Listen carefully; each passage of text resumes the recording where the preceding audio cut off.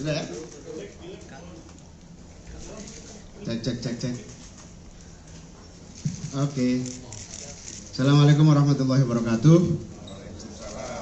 Pak Ketua MPR, Pak Bamsud, Pak Wakil Ketua MPR, Pak Fadel, Wakil Ketua MPR, Pak Basara, Wakil Ketua MPR, Pak Jazilul Fawaid, teman-teman jajaran DPP PKB, teman-teman para jurnalis yang saya muliakan. Alhamdulillah pagi hari ini saya beserta seluruh jajaran DPP PKB menerima kehadiran formal official Ketua MPR dan para wakil ketua MPR.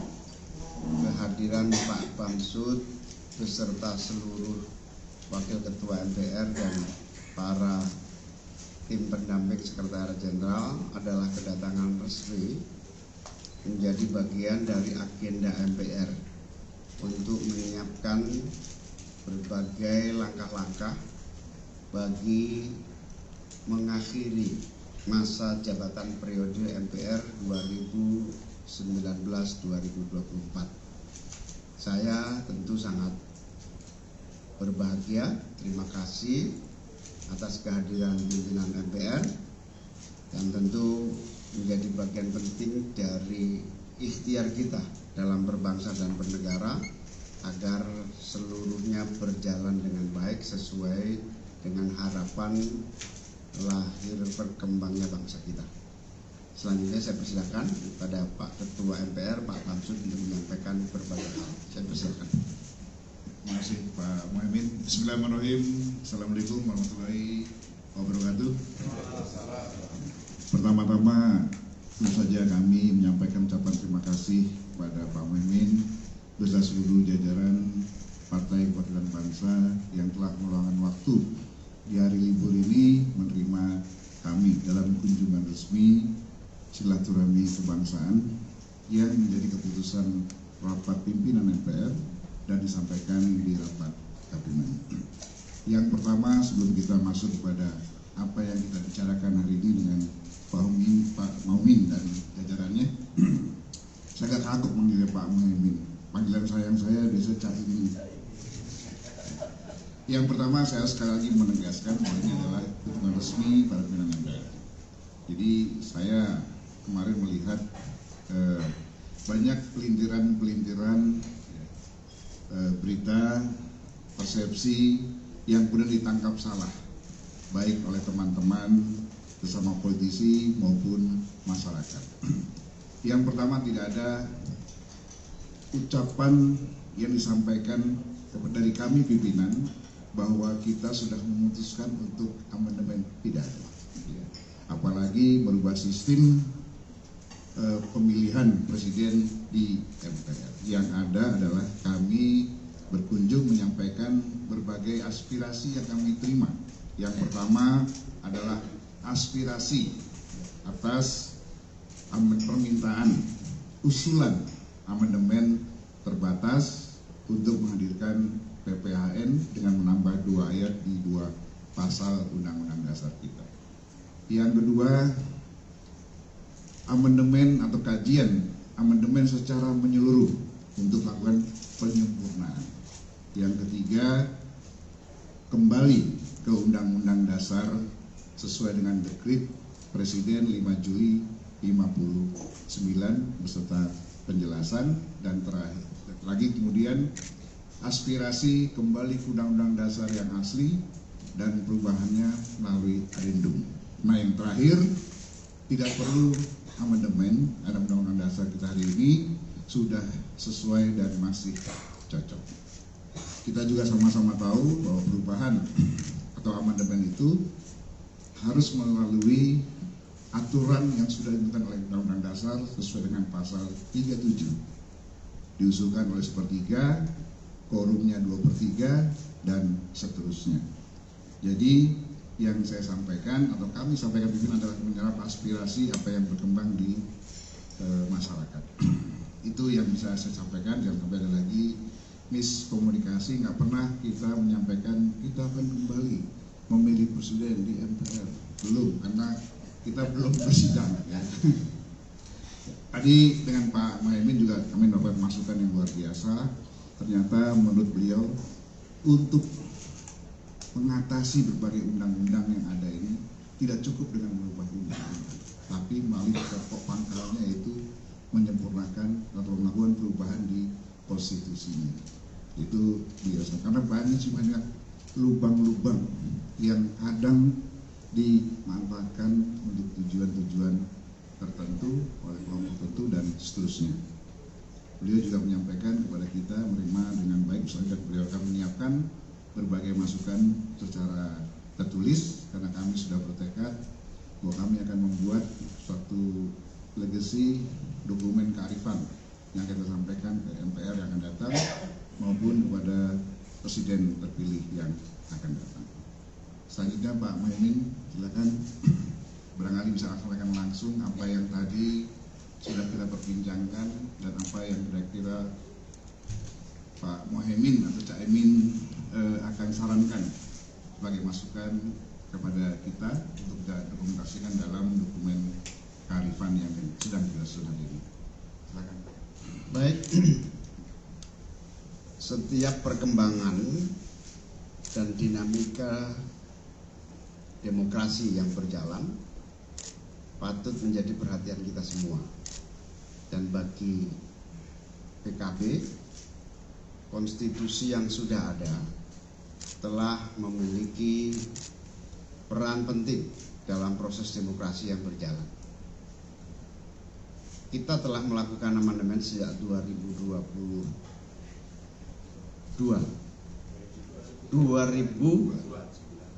99 sampai 2002. Hasil itu telah kita laksanakan hingga hari ini dan kita menemukan fakta-fakta diperlukannya berbagai penyempurnaan agar tidak terjadi penyelewengan, penyalahgunaan, dan salah arah dari spirit dan cita-cita dari Undang-Undang Dasar kita. Kekhawatiran atas kekurangan, penyelewengan, dan kesalahan arah dalam demokrasi kita bisa dilihat dari lemahnya undang-undang atau dari pangkalnya, yaitu konstitusi. Dalam konteks ini, periode MPR hari ini memiliki kesempatan mengakhiri masa jabatan periode 2019-2024 ini, memberikan rekomendasi bagi MPR di masa yang akan datang. Kami menyampaikan bahwa dalam rangka penyempurnaan itu masih banyak lubang-lubang yang memungkinkan agar konstitusi harus menyempurnakan. Oleh karena itu, mau tidak mau, MPR yang akan datang hendaknya melaksanakan penyempurnaan Undang-Undang Dasar 45 karena tuntutan perkembangan dan perubahan yang terjadi. Salah satu yang paling pokok adalah agar berbagai lubang-lubang konstitusi di tingkat undang-undang kita atasi masalahnya di tingkat konstitusi. Misalnya, pembatasan kewenangan presiden. Tidak mungkin akan lahir undang-undang lembaga kepresidenan karena undang-undang lembaga kepresidenan itu adalah yang membuat presiden, sehingga dibutuhkan pengaturan pembatasan kewenangan presiden yang tidak terbatas itu dengan menyempurnakan pasal-pasal tentang presiden. Misalnya itu contoh saja. Berbagai hal lain, misalnya konstitusi kita agar demokrasi berjalan lebih murah, tidak terjadi kompetisi yang pragmatis menggunakan uang, menggunakan sogokan, nampaknya juga tidak bisa diatasi melalui undang-undang. Mau tidak mau harus dipertegas dalam konstitusi Undang-Undang Dasar 1945 spirit dari demokrasi sebagai hak-hak rakyat yang fundamental, yang tidak mudah dibeli dan tidak murah semurah yang menjadi fakta-fakta lapangan. Karena itu pasal penyempurnaan menyangkut kedaulatan rakyat misalnya. Oleh karena itu kami mengusulkan penyempurnaan konstitusi bisa dimulai oleh periode MPR yang akan datang. Saya kira itu. Terima kasih Pak Caimin. Pak Basarah menambahkan, silakan. Jadi biasanya kalau Basarah kesimpulannya. Assalamualaikum warahmatullahi wabarakatuh. Salam sejahtera kita semua. Swastiastu, Namo Buddhaya, salam kebajikan. Bapak Dr. Muhaimin Iskandar, Ketua BPKB dan teman-teman di BPKB yang saya hormati, Pak Ketua MPR, para Wakil Ketua MPR dan teman-teman pers yang saya muliakan. Saya barangkali hanya ingin menambahkan saja apa yang disampaikan oleh kedua beliau ini. Pertama, menurut tata tertib MPR dilarang untuk melakukan aktivitas konstitusional kelembagaan, termasuk untuk merubah Undang-Undang Dasar NRI 1945 sebelum 6 bulan masa jabatan atau masa bakti ini berakhir. Sekarang menuju 1 Oktober, kita sudah tinggal kurang 4 bulan. Jadi sudah kurang dari 6 bulan. Maka sudah pasti MPR tidak dapat merubah konstitusi dalam periode sekarang ini. Yang pertama. Yang kedua, kami menyadari bahwa tuntutan masyarakat sebagaimana yang tadi disampaikan oleh Dr. Bambang Susatyo tentang pensikapan terhadap Undang-Undang Dasar hasil perubahan di tahun 2002 yang lalu, ada 3 kelompok masyarakat yang mengatakan pertama, perubahan Undang-Undang Dasar 45 di periode 99 sampai 2002 itu kebablasan. Maka mereka mengatakan tidak layak lagi Undang-Undang Dasar NRI 1945 ini disebut sebagai Undang-Undang Dasar 1945 karena perubahan yang sangat fundamental. Maka mereka mengatakan ini Undang-Undang tahun 2002, bukan Undang-Undang Dasar 1945. Lalu reaksinya mereka mengusulkan agar kembali kepada Undang-Undang Dasar yang asli. Lalu kelompok masyarakat berikutnya yang mengatakan bahwa Undang-Undang Dasar 1945 ini sudah cukup baik, tapi mengingat dinamika masyarakat diperlukan beberapa perubahan-perubahan. Dalam hal ini mereka menyebut amandemen kelima. Satu diantaranya teman-teman DPD RI yang mengusulkan tentang positioning DPD RI dalam kelembagaan legislatif di Kamar Parlemen Indonesia. Terakhir berkembang usulan yang mengatakan bahwa bangsa ini perlu kembali memiliki apa yang dulu di zaman Bung Karno disebut konsep pembangunan nasional semesta berencana, di zaman Pak Harto disebut garis-garis besar daripada haluan negara, dan di era Pak Bamsud memimpin MPR sekarang melalui Badan Pengkajian diusulkan adanya pokok-pokok haluan negara. Kembali wewenang itu dimiliki oleh MPR. Nah, yang ketiga mengatakan Undang-Undang Dasar ini sudah cukup baik, ya, hanya tinggal pelaksanaannya saja. Nah, MPR fungsinya karena Undang-Undang Dasar kami sadari dia merupakan visi berbangsa dan bernegara kita, sehingga merubahnya tentu berbeda dengan Kamar DPR untuk merevisi undang-undang, karena Undang-Undang Dasar yang menyangkut visi berbangsa dan bernegara. Maka untuk merekomendasikan pada MPR periode berikutnya dapat merubah Undang-Undang Dasar 45, MPR menyerap aspirasi dari berbagai tokoh-tokoh bangsa, para presiden, wakil presiden, ketua umum partai politik, yang aspirasi, pandangan, pendapat mereka nanti akan kami rangkum menjadi satu dokumen kearifan yang akan kita serahkan pada MPR periode berikutnya. Karena kami tidak punya wewenang untuk melakukan perubahan Undang-Undang Dasar di periode sekarang. Benang merah yang tadi kami tangkap terakhir diskusi dengan kami, dengan Pak Muhaimin dan seluruh yang hadir di sini, bahwa sebaik apapun Undang-Undang Dasar atau peraturan perundang-undangan itu disusun, tapi tanpa semangat penyelenggara negara kekuasaan yang baik, tanpa semangat penyelenggara negara yang baik untuk berdedikasi kepada bangsa dan negara, pasti undang-undang itu, apakah konstitusi itu atau undang-undang, pasti ada celahnya. Bahasa Pak Muhaimin ada lubangnya, karena undang-undang itu adalah produk manusia, pasti ada unsur-unsur khilafiyah di dalamnya. Nah, kalau penyelenggara negara itu tidak baik, cenderung abuse of power, lubang-lubang itulah yang akan dimanfaatkan untuk kepentingan-kepentingan di luar kepentingan bangsa dan negara. Saya kira inilah beberapa poin yang bisa saya tambahkan untuk melengkapi keterangan Ketua MPR RI dan Ketua Umum PKB. Terima kasih. Wallahul muwaffiq illa a'la. Wassalamualaikum warahmatullahi wabarakatuh. Silakan teman-teman. Langsung aja ke Pak Muhaimin. Ya, silakan. Selamat siang Bapak-Bapak, nama saya Nabila dari CNN Indonesia TV. Tadi kan sudah cukup tegas ya sebenarnya pada saat ini MPR belum dapat merevisi undang-undang tersebut karena memang ada batas waktu mengamandemen amandemen undang-undang tersebut karena adanya batas waktu 6 bulan, 4 bulan dan sebagainya. Tapi sebenarnya apakah kemudian di periode selanjutnya apa yang memang masih perlu dan juga apa yang harus diperbaiki sekarang kalau dari point of view bapak-bapak sekalian? Terima kasih. Pertanyaannya kemana? Boleh ke Pak Bamsud, ke Pak Ahmad Basara,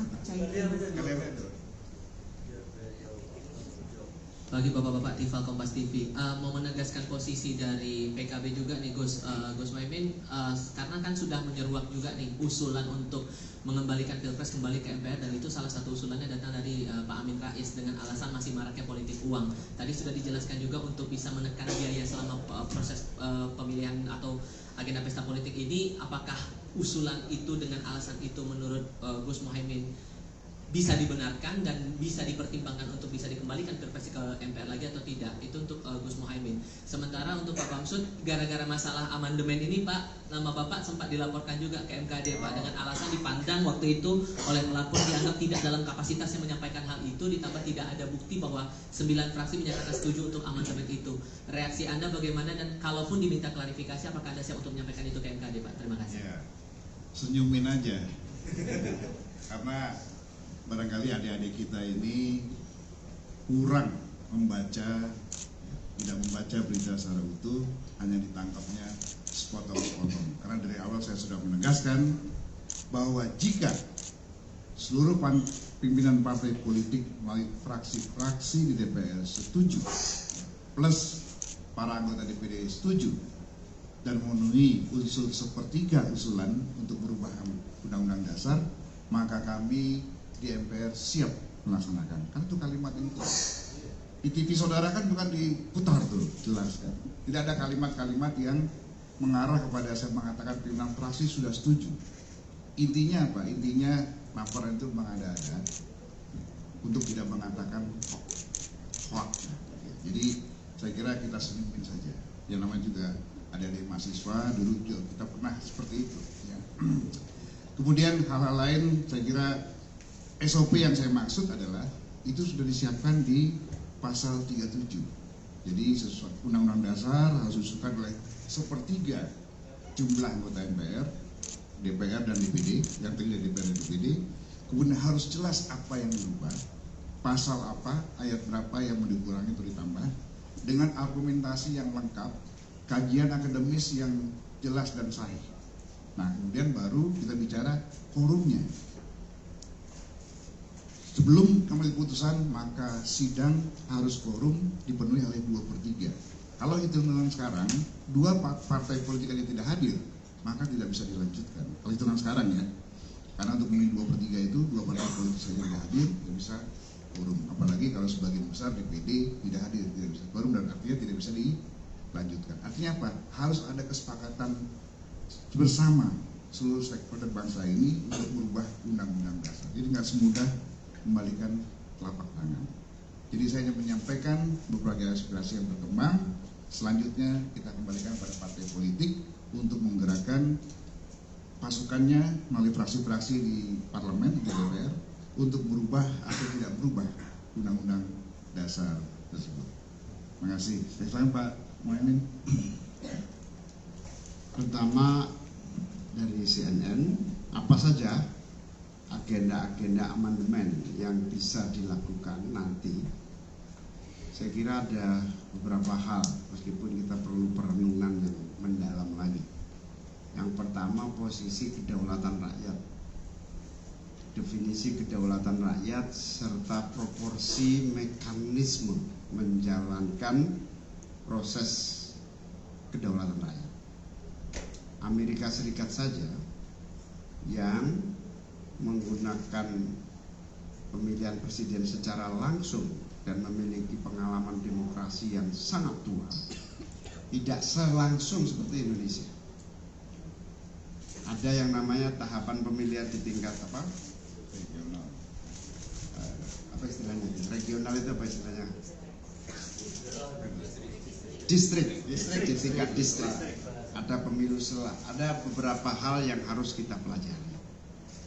Oleh karena itu, terhadap usulan adanya pemilihan presiden dikembalikan kepada MPR adalah bagian dari masukan penting agar proses pelaksanaan kedaulatan rakyat itu tidak mudah dimanipulasi.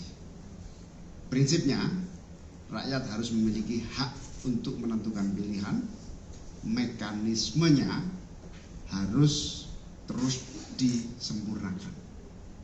Bagaimana posisi pemilihan bisa kita belajar dari negara-negara demokrasi yang tua seperti USA. Sehingga mekanismenya juga akan tidak seliberal ini dan tidak semanipolitik ini. Itu perlu kita lakukan penyempurnaan di tingkat konstitusi maupun di tingkat undang-undang. Yang kedua, menyangkut hierarki atau tata kelola pemerintahan daerah dan pusat. Filosofi dari era reformasi dan demokrasi itu adalah menginginkan terjadinya otonomi daerah agar muncul kreativitas daerah dan inovasi daerah. Dan itu kita pernah mulai ketika Presiden Gus Dur menerapkan otonomi daerah. Pak Fadel tadi menyampaikan hasil survei menunjukkan hari ini hanya 10% kepala daerah yang inovatif. Berarti terdapat 90% kepala daerah yang tidak inovatif dan kreatif. Menghadapi ini, konstitusi kita harus kita sempurnakan, meletakkan otonomi daerah pada proporsi yang tepat, dan itu nampaknya tidak boleh lagi hanya didasari oleh undang-undang, tetapi di konstitusi. Itu menurut saya contoh-contoh, dan banyak hal lagi yang bisa kita atasi yang secara fundamental mengembalikan kedaulatan rakyat di keterwakilan, termasuk saya ingin mengembalikan posisi partai politik sebagai pengendali proses demokrasi yang hari ini lemah. Lemah dalam arti begitu sudah di lapangan partai tidak berdaya. Saya kira itu. Terima kasih semuanya. Ya, dalam kesempatan ini juga saya ingin menyampaikan kepada Pak Mohaimin sebagai Ketua Umum Partai Kebangkitan Bangsa bahwa sudah saatnya kita meninjau kembali atau melakukan revisi Undang-Undang Nomor 12 khususnya di pasal 7, di mana kita harus tinjau kembali penjelasan yang mengatur isi daripada pasal. Seperti misalnya ini tentang hierarki perundang-undangan. Jadi sudah saatnya ini usul pada PKB, baiknya ke depan kita pikirkan untuk melakukan revisi Undang-Undang Nomor 12 Pasal 7 yang membatasi norma di Pasal 7 tentang hierarki perundang-undangan, di mana itu TAP MPR yang dimaksud adalah TAP MPR yang masih berlaku. Jadi kalau penjelasan dihapus, maka kewenangan MPR mengeluarkan TAP itu hidup kembali. Gitu. Ya. Terima kasih semuanya. Terima kasih.